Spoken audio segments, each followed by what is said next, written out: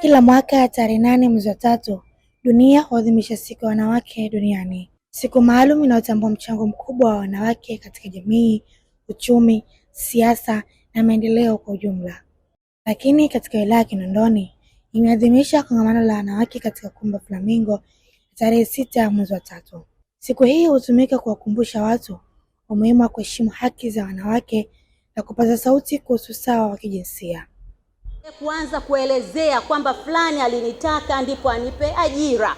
Kwa hiyo walio wengi anaanza kuona kwamba hili siwezi nikalitamka ama nikatafuta haki yangu na vitu kama hivi. Katika nyanja mbalimbali za maisha, wanawake wameonyesha uwezo mkubwa wa uongozi, ubunifu na uvumilivu. Tunao wenye viti wanawake katika wilaya yetu ya Kinondoni.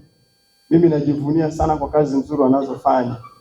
Kwa hiyo wanafanya kazi nzuri sana, wanabeba na wanajua majukumu yao na watu wote wanafurahia huduma nzuri wanazofanya. Haki na usawa kwa wanawake na wasichana, msingi jumuishi kufikia dira 2050.